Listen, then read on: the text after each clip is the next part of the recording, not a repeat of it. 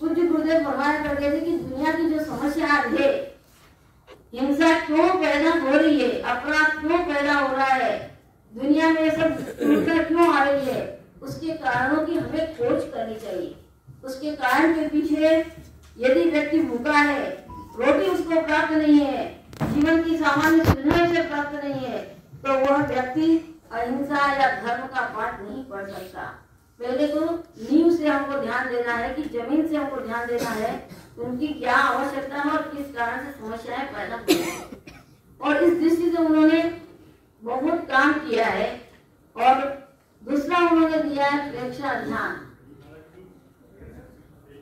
आज के युग में सबसे बड़ी समस्या है तनाव की, डिप्रेशन की, अपराध वृत्तियां बढ़ रही है, उसके पीछे भी सबसे बड़ा कारण है मानसिक तनाव। बढ़ते हुए तनाव के दौर पर व्यक्ति कुछ भी कर सकता है।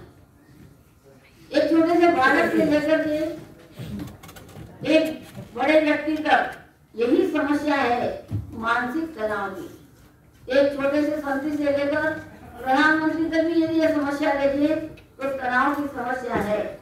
आचार्य श्री महाप्रभु जी ने 20 वर्ष की लंबी एक दीर्घ साधना के द्वारा ध्यान योग को पुनर्जीवित किया। उसके द्वारा उन्होंने मानव समाज को तनाव मुक्त जीवन कैसे जीना चाहिए इसका पूरा विधान बताया। पूज्य गुरुदेव ने प्रेक्षा ध्यान में रिलैक्सेशन, तनाव मुक्त हम कैसे बने। जब तनाव मुक्त होंगे तभी कोई अच्छा विचार, अच्छा चिंतन व्यक्ति कर सकता है। आचार्य ने चैतन्य केंद्र प्रेक्षा के द्वारा और रिलैक्सेशन के द्वारा हमारे भीतर सुप्त जो दिव्य शक्तियां हैं उनको जगाने का प्रयास किया। और आज भी प्रेक्षा ध्यान शिविर के द्वारा, प्रेक्षा ध्यान के प्रयोगों के द्वारा बहुत सारे लोगों को लाभ हो रहा है। चाहे वो मानसिक तनाव की समस्या हो, चाहे वो व्यसन की समस्या हो, चाहे वो भीतर में विकृतियों की समस्या हो, उसका समाधान भी उस प्रेक्षा ध्यान के द्वारा हो रहा है।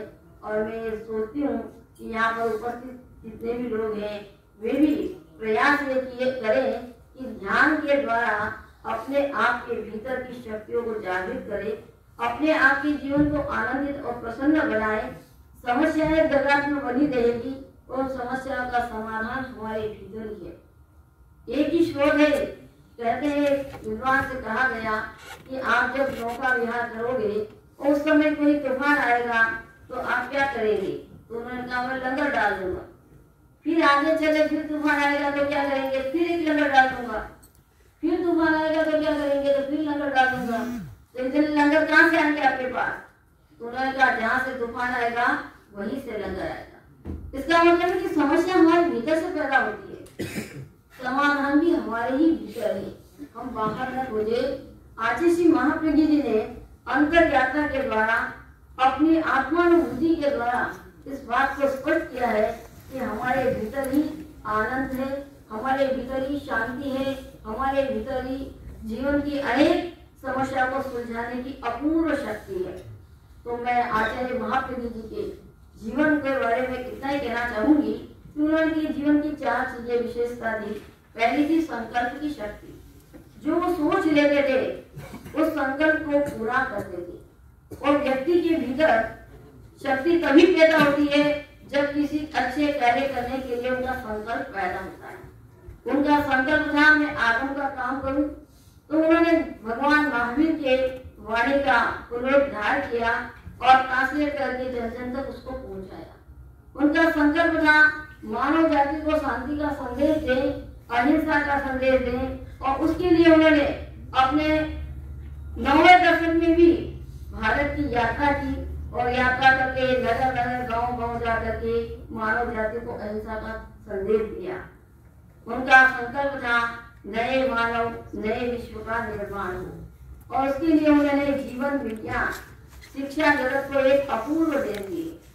ऐसे देखिए तो आज शिक्षा का जगत हमारा बहुत एडवांस हो चुका है और उससे बहुत बड़े बड़े विद्वान, साइंटिस्ट, इंजीनियर, डॉक्टर्स बहुत कुछ तैयार हो गए।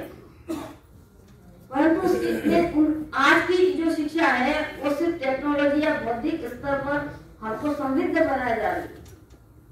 शिक्षा जगत में शारीरिक और बौद्धिक स्तर पर तो बहुत ध्यान दिया गया, किंतु भावनात्मक स्तर को शून्य कर दिया।